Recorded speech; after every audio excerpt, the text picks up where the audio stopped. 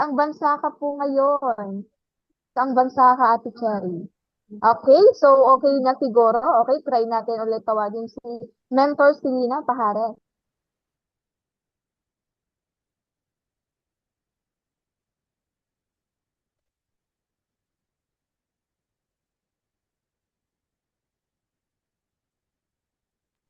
Alright, so sa test po natin, sa co-host ulit kay si Mentor Selena.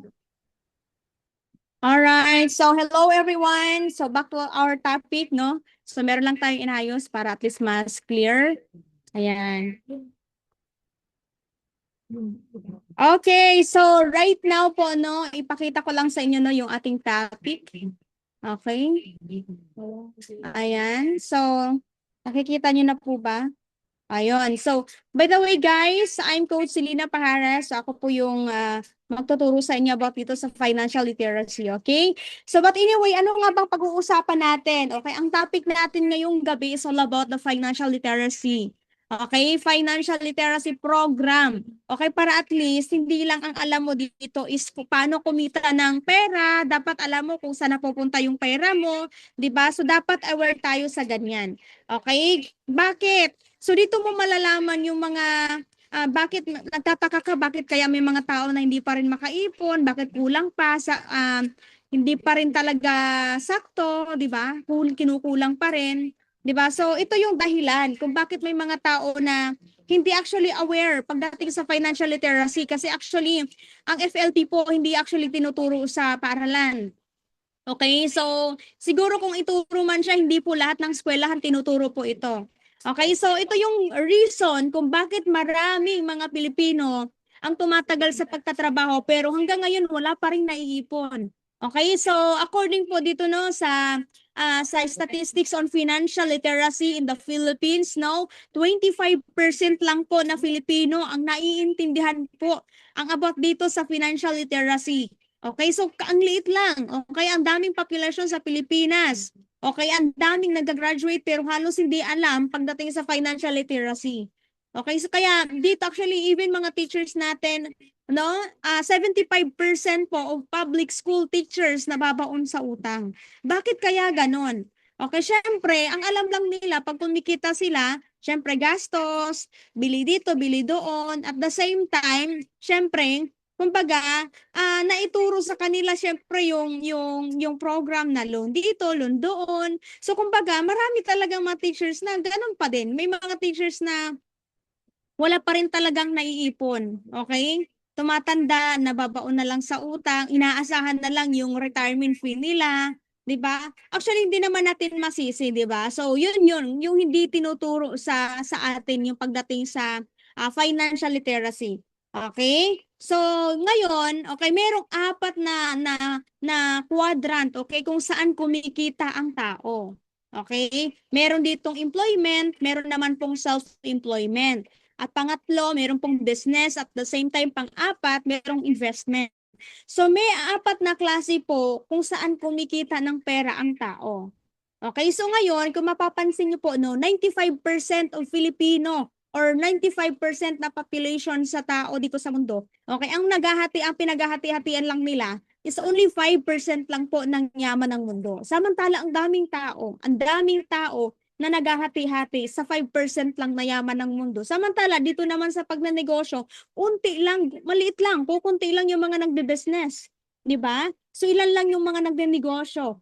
5% lang. Samantala, 95% of wealth na yaman ng mundo ang pinaghahati-hatian nila.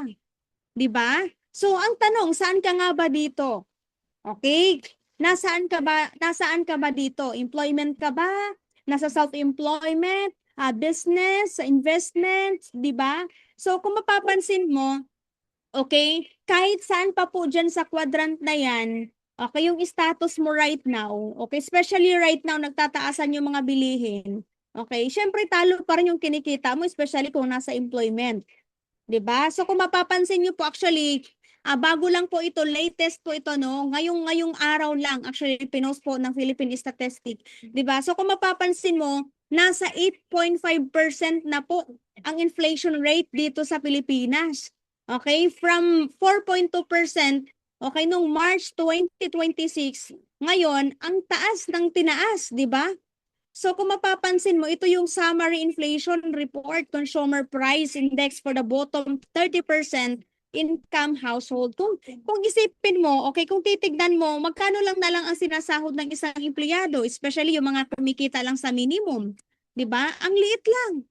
Tapos babawasan pa sa alam mo yun, yung inflation rate tumataas. Pero yung sweldo hindi naman tumataas. Matatalo din talaga. 'Di ba? Gipit na nga, mas lalo pang magigipit. Wala na ngang naiipon, mas the more na hindi pa din makakaipon kasi ang taas ng bilihin. 'Di ba? Ang taas ng bilihin. Lahat nagmamahal. Bakit? Kasi pag ang gas ang tumaas ang presyo, magtataas lahat. Tama? Yung mga pagkain, bigas, lahat ng mga dinadaan sa delivery, tataas din talaga yung presyo. Kaya apektado lahat. Okay? Kaya apektado lahat. Kaya kung hindi tayo, 'di ba? So kung hindi ka aware pagdating dito sa financial literacy sa mga Philippine statistic, 'di ba? Hindi mo malalaman kung paano ka mag-a-adjust.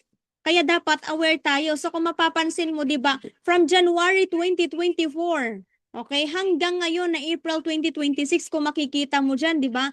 Ang taas ng tinaas, 'di ba? So ganun. Kaya pag dapat yun nga, dapat may idea ka when it comes to financial literacy para alam mo kung paano ka mag-a-adjust. Okay? So ngayon, kung mapapansin mo, no, yung ang tawag na ito, sa apat na quadrant, di ba, may employee, self-employed, business owner, investor. So sa employee, okay, fixed income na ngayong kinikita, talo pa sa inflation rate. Di ba? Talo pa sa inflation. So pag ikaw naman ay self-employed, depende pa rin sa kita mo, affected ka pa rin. Okay? Kahit ano pa yung estado mo sa buhay, pag empleyado at self-employed, talo pa rin sa inflation rate. Okay? At kahit pa paano yung mga business owners, pwede pa rin mag-adjust sa presyo. Ang mga negosyante at investors, may chance pa rin na matalo nila yung inflation. Bakit? Kasi pag mataas yung kinikita mo, hindi ka mamamroblema sa mga presyo ng bilihin. Tama kasi bakit? Pag negosyante ka, may mga pumapasok na income. E paano pag walang pumapasok sa iyo na income? Matatalo ka talaga sa inflation rate. 'Di ba? So ano yung solusyon diyan? Ang solusyon dito, ang pinaka-importante, dapat marunong ka mag-budget, marunong ka mag-ipon. 'Di ba? So dapat, syempre, hindi pwedeng yung ipon mo, yung sakto lang. Mag-invest ka para hindi ka matalo sa inflation rate. Tama? Dapat marami kang multiple income stream dito, especially sa negosyo. 'Di ba? So, ganito siya, no? Bakit kaya nakakapagtaka, no? Sa ngayong crisis, 'di ba? Ang daming mga mayayaman na mas lalong yumayaman kahit tumataas yung inflation rate, okay lang. Okay? Mas lalong yumayaman sila. 'Di ba? Kasi dito natin malalaman. Kaya mas maganda makinig ka diyan para at least aware ka. At bakit naman kaya no nakakapagtaka dito, bakit kayo may mga mahihirap mas lalong naghihirap? Lalo na ngayon, ang taas ng tinaas ng inflation rate, nasa 8.5%. Can you imagine? So mas the more na maghihirap yung mga tao, especially yung mga Pilipino na kukunti lang yung kinikita. 'Di ba? So kung mapapansin mo, para aware ka, okay? Ang employment ay nasa law of singleness. Pag-usapan natin, law of singleness, employment muna, no? Sa employment, kailangan mo, required ka dito na pumasok ka araw-araw. Pag hindi ka pumasok, wala kang kita. Okay? Pag nagkasakit ka, wala ka din kita. So, obligado ka na pumasok everyday para ka lang kumita ng pera. At pag hindi ka nagtrabaho, wala ka din kita. 'Di ba? Ganun talaga siya. Paano pag contractual basis pa yung trabaho mo? Nabutan ka ng Indo for 6 months. 'Di ba? Paano pag 2 years lang yung trabaho mo? You have to renew yung kontrata mo para kumita ulit. O 'di ba? So ngayon, pag-usapan natin, ano naman ang meron sa self-employment? Siyempre, ito yung mga self-employment na katulad nito, yung wala kang boss, pero ikaw yung sarili mong boss, wala ka ding empleyado kasi ikaw din yung empleyado sa sarili mong negosyo. Bakit? Kasi ang mindset dito, bakit pa ako mag-hire ng tao kung pwede naman ako na lang ang magtrabaho sa business ko? Ganun ang mindset ng self-employment. Although wala kang boss, okay, wala kang maempleyado, ikaw lang talaga yung magbabantay. Yun nga lang, required ka pa din na pumasok araw-araw. Pangalawa, pag nagkasakit, o di sarado yung negosyo mo. O di ba? Paano pag may mga travel kang pupuntahan? Parang ganun lang din. Parang same lang din naman sa pagtatrabaho. Although wala ka lang boss, ikaw lang yung sariling boss, ikaw yung empleyado. Okay, same lang din yan. No work, no pay.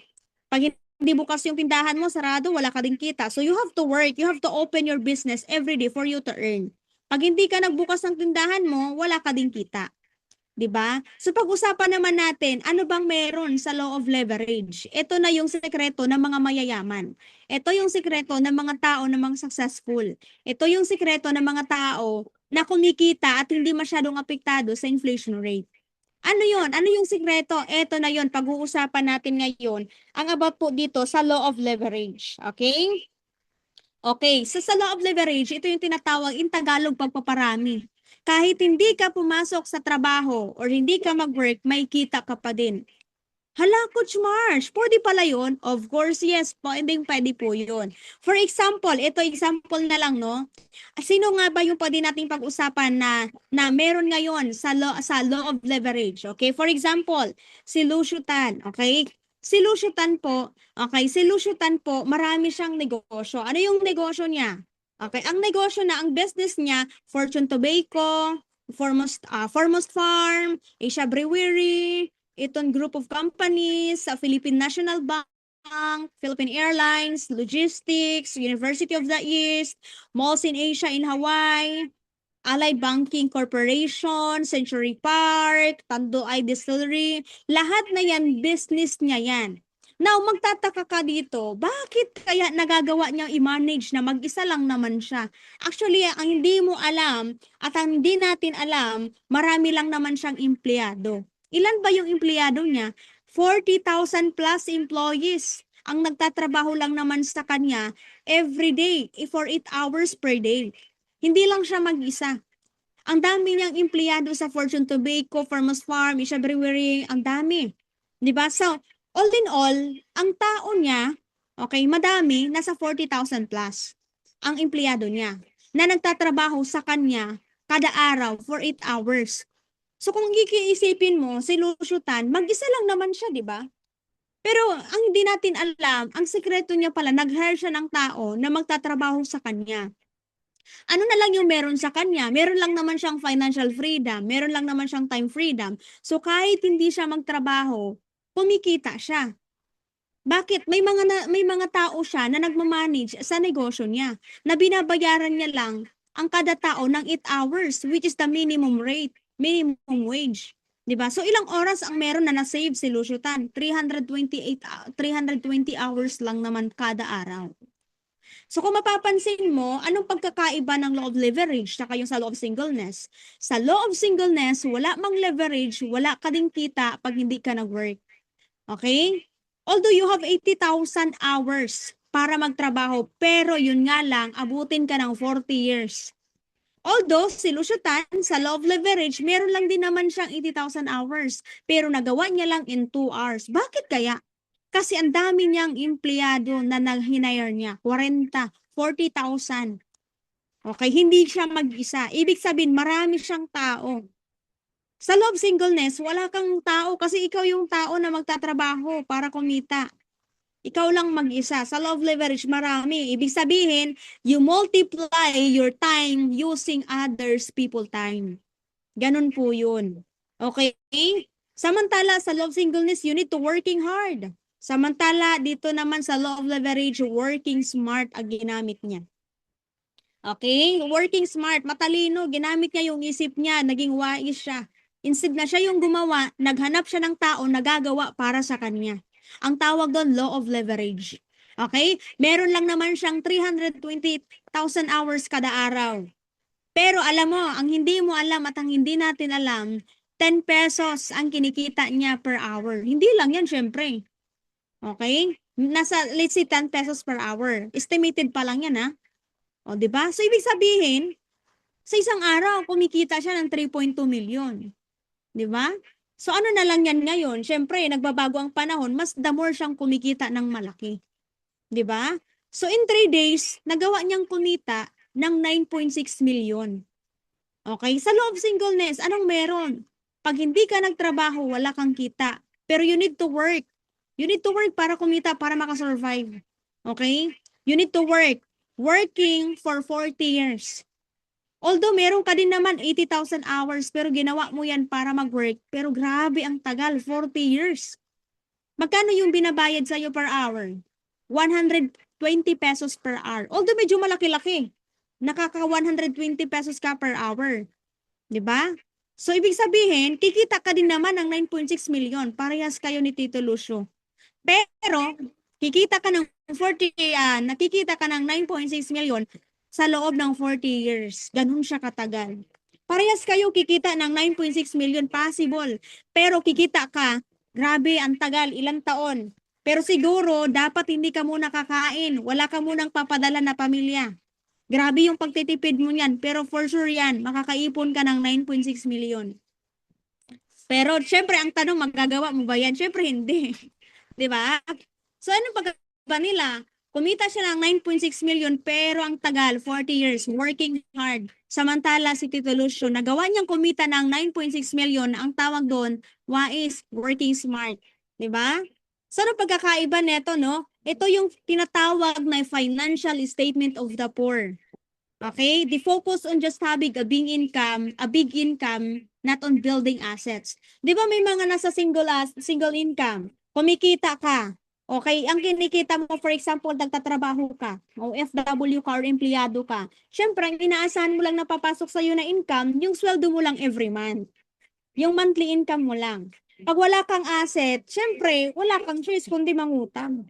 Wala kang pinaglaanan doon sa sahod mo. Walang ibang source of income, kundi yun lang talaga. So, syempre, pag sumahod ka, ginastos mo yung pera mo, anong bagsak doon? Syempre, ubos. Diba? Wala kang asset eh. Kadalasan dito, mataas pa yung liability, gastusin, mataas pa yung expenses. Pag single income lang yung meron ka, lulugiin ka sa inflation rate.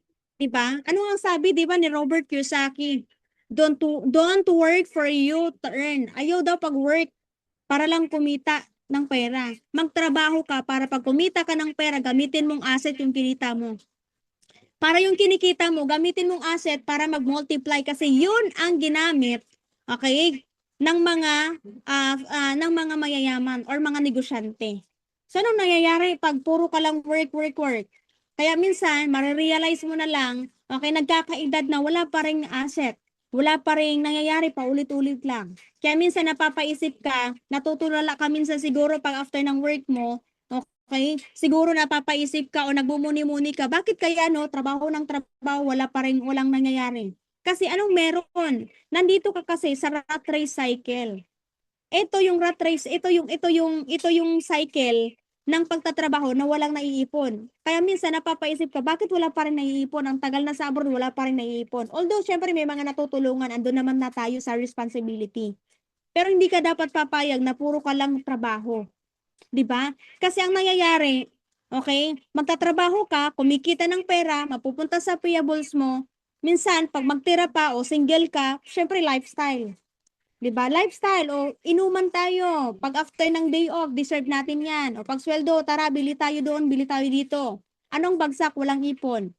O, ano yung mindset pag walang ipon at wala pa yung sweldo? Syempre, uutang muna, maglo-loan muna, okay lang kasi may trabaho pa naman ako next month, bayaran ko na lang. Kaya minsan, paulit-ulit lang, can you imagine, no? Ilang taon nang nagtatrabaho pero magkano yung savings? Ang tanong, yung savings na naipon mo na very maliit, deserve mo ba yan?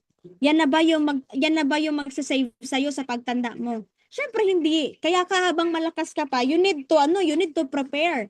Okay? Especially ngayon kung bata ka pa, mas the more na kailangan mo magsumikap na magkaroon ng additional source of income at kumita ka ng pera, okay? Para pagdating ng panahon, hindi ka mangungulila. Meron kang pera na sasalo sa pangangailangan mo. Tama? Okay? So pag-usapan natin, bakit kaya may mga mayayaman? Okay, bakit kaya may mga mayayaman or kilala ka or family members mo or kapamilya mo, bakit kaya sila maganda buhay nila? Kasi siguro may idea na sila dito sa pagdating sa financial literacy. 'Di ba? Kaya you are so happy, you are lucky na nakita mo itong opportunity dahil tinuturo na sa iyo. O baka hindi tinuro sa'yo kasi syempre, pag hindi, minsan kasi may mga tao na kung ano yung alam na nila, hindi na dapat yan ituturo sa'yo, baka malamangan mo sila. Ang ganda ng community natin kasi kung ano yung alam namin, ituturo namin sa inyo. So pag-usapan natin ang financial statement of the rich. Okay? Bakit kaya may mga mayayaman, mas lalong yumayaman? Kasi ang mindset nila, pag kumita sila ng pera, okay, pag may pera silang natatanggap, okay, nilalagay nila sa asset. Ano yung asset? Siyempre business, negosyo, digital business. Kung OFW ka, hindi mo naman magagawa magnegosyo ka, magtindahan ka dyan sa Singapore, alangan magtindahan ka nang sa Singapore, eh. Diba? Ang dami mong tawag nito asikasuhin pa niyan. Alangan naman magpatago ka mag-online business ka diyan sa sa tawag nito, anong tawag diyan, 'di ba? Minsan may mga patago sa abroad magnenegosyo ka, baka mahuli ka pa, yun pa yung maging cost ng pagka-deport mo. 'Di ba? So ano pinaka the best na negosyo ngayon? Syempre online, digital business. So ito na 'yon, ang negosyo na makakatulong sa iyo para magkaroon ka ng multiple assets at kumita ka. Mag-generate yung income mo. Para yung sinasahod mo, yung kinikita mo, gamitin mong asset para mag-multiply pa yung kinikita mo, yung pera mo. Para pag dumating yung time na gusto mo mag for good na, meron kang uuwian. May negosyo ka na uuwian. 'Di ba? So ito yung ano nila, ito yung tawag nito financial statement of the rich. Pag kumikita, nagdadagdag ng asset at syempre hindi puro bili dito, bili doon. Syempre practical sila mag-isip. Okay? Kaya pag hindi naman magpapasok sa iyo ng pera, huwag ka puro bili. 'Di ba? Doon ka sa practical. Kung ano yung need, doon muna. Saka ka na magkaroon ng wants kapag kumikita ka na ng malaki. 'Di ba? So ganun dapat yung mindset, alright? Okay. So ngayon, syempre, ang mindset nila, they focus on building assets, not just on having a big income. Hindi sila focus lang sa kumita ng malaki. Ang focus nila, magdagdag ng asset. Dagdag lang ng kinikita. Para pag dumating yung time, syempre gusto na mag-retire ng mas maaga, meron ka ng financial freedom. 'Di ba? So ngayon, saan kadalasan nga ba nilalagay ng mga Pilipino ang mga pera? Minsan, although lahat naman tayo na nandito, may pangarap tayo na magkaroon ng bahay. Pero pag wala ka pang enough na pera or kinikita, unahin mo muna yung asset. Okay, unahin mo muna yung asset. Kasi minsan, ang mga mindset ng iba, sabi nga, di ba dito, if your house is your biggest investment, your life is in trouble.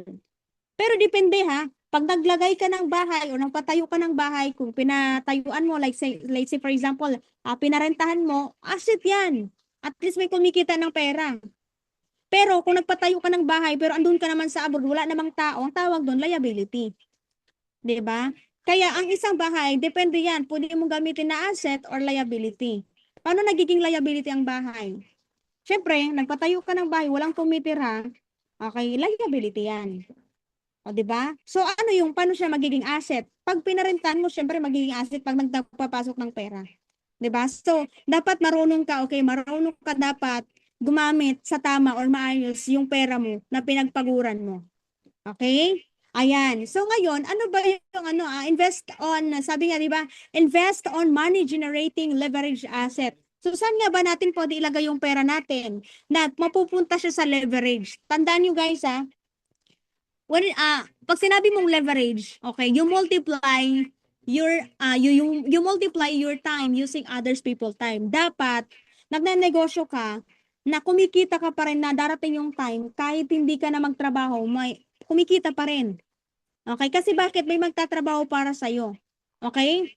All right. So ngayon, anong klase mga business yung pwede mong gawin? Okay, actually, mayroon ako ituturo sa inyo. Pwede naman, actually, yes. Ang mindset ng mga OFW, pag uuwi sila sa Pinas, anong gagawin? Magnegosyo ako, traditional. Okay, traditional business ako. Ang traditional business maganda. Yun nga lang, mataas yung capital, okay? Mataas yung risk, kailangan mo magaling ka, dapat marunong ka magnegosyo. Pero kung first timer ka, magnenegosyo ka traditional business, ako mismo magsasabi sa'yo, ang taas ng risk na pwede bang malugi. Ito pa yung pinakamasakit na part. Nag-ipon ka, okay, for 5 years, ang naipon mo 300,000. Tapos uuwi ka na sa Pilipinas para mag-for good pag magta-traditional business ka. Now, since hindi mo pa alam, hindi ka expert, hindi mo alam anong gagawin, mag-apply ka pa ng legalities, di ba? Mayor's permit, barangay's permit, BIR, ang daming aayusin. Ang dami mo munang gagastusin bago ka makaput up ng negosyo mo. Ito pang malupit, bakit risk? Kasi wala ka pang idea, wala kang knowledge sa pagbe-business kapag traditional business. Malaki yung chance na malugi. Ito pa, when it comes to market, ang market mo, pag traditional ang negosyo mo, syempre, sa lugar ninyo, sa barangay nyo, kung sino lang yung tao, yun lang yung bibili sa'yo. So, ibig sabihin, sa madaling salita, maliit lang yung kikita. Maliit yung market. 'Di ba? Malaki yung kapital pero maliit yung kita. Depende syempre sa pinuhunan mo. 'Di ba? So anong klase mga traditional business? Okay, pwede ka magpuhunan tempura, 'di ba? 50K sari-sari store. Okay, 100,000. Small franchise, internet, water refilling station. Now ang tanong, nasaan ba dito o pwede Jollibee? Nasaan ba dito ang may leverage?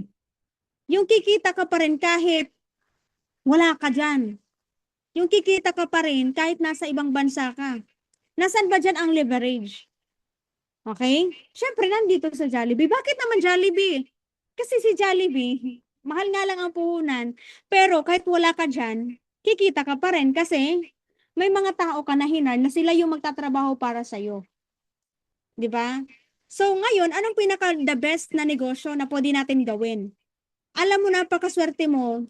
Kasi bakit? Kahit nasa ibang bansa ka, okay, pwede ka pa rin kumita at magkaroon ka ng leverage. Now, anong klaseng negosyo ang pwedeng gawin? Siyempre, ngayon, kung nasaan ka right now, dito mismo sa digital business. Kahit nandyan ka sa abroad, hindi mo kailangan mamuhunan ng sobrang laki pero kikita ka ng malaki. Hindi mo kailangan magbayad ng kuryente, hindi mo kailangan magbayad ng BIR, ang tawag nito, hindi mo kailangan magbayad ng mga legalities kasi bakit provided na po ng company. Wala kang babayaran ng mga tao kasi bakit yung company na po mismo natin ang nagbabayad at nagpapasweldo sa mga staff. May opisina na tayo. Yung opisina natin, anytime pwede kang pumunta. Pag uuwi ka na sa Pilipinas, pwede ka mag-visit. O kung nandito ka sa Pilipinas, welcome ka kahit anong oras, kahit doon ka na tumira. Char. Okay, so napakaganda ng negosyo natin. Bakit?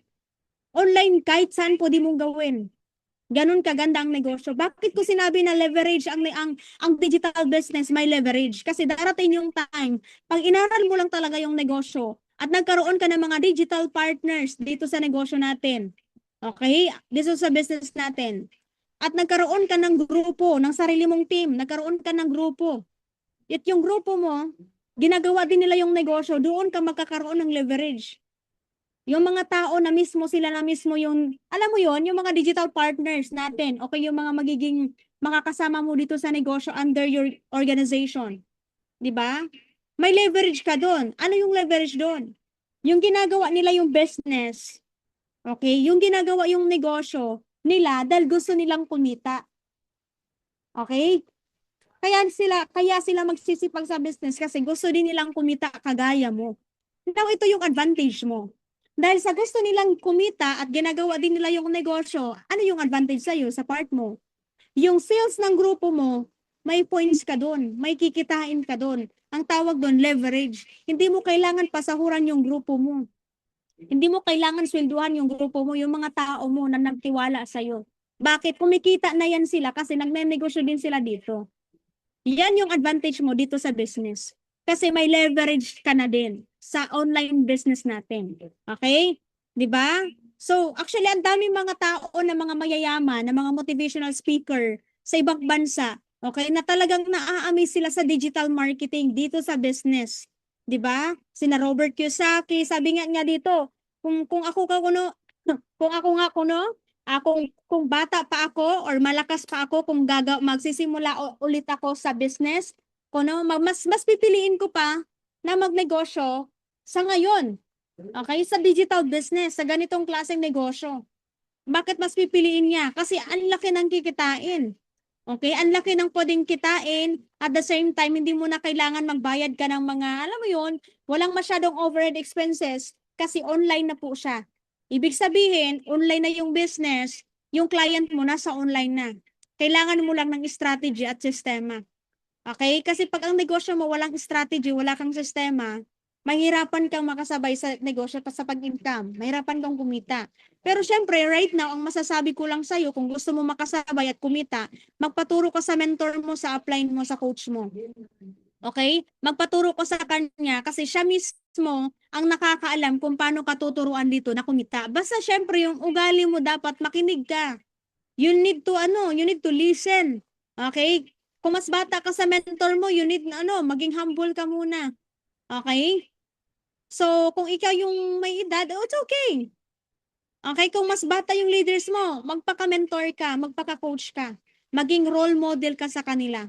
Okay? Kaya just sipagan mo lang, galingan mo lang ang negosyo na to kasi naniniwala ko kikita ka. Kaya ikaw kung bago ka pa lang na nandito, baguhan ka pa lang, hindi ka pa nakakapagsimula, alam mo ngayon pa lang kinukongratulate na kita. Bakit? Kahit hindi ka pa nakakapagsimula, natututo ka na. Doon pa lang panalo ka na sa knowledge, sa wisdom, doon pa lang panalo ka na. Kaya ikaw na nandito na hindi pa nakakapag-umpisa, gawan mo ng paraan para makapag-umpisa ka na. Okay? Gumawa ka ng way. Okay? Kasi kung pag gusto naman may paraan, 'di ba, para makapag-umpisa. Okay? Kaya gawin mo 'to, especially kung nasa ibang bansa ka, mas the more na gawin mo 'tong negosyo na 'to para makaipon ka at para makauwi ka for good. Okay? Para makasabay ka sa community, para next time ikaw naman yung kasama namin mag-travel sa iba't ibang bansa. Nabibili mo lahat yung gusto mo. Kung ikita ka, hawak mo yung time mo. Wala kang boss na mag-uutos sa'yo, di ba? Kasi ikaw na yung boss dito sa online. Di ba? So, actually, tapos na din naman ako. And hopefully, marami kayong natutunan. And yun lang. Okay? Ibabalik ko na sa ating napakagandang host, kay Coach Lizelle Inizan.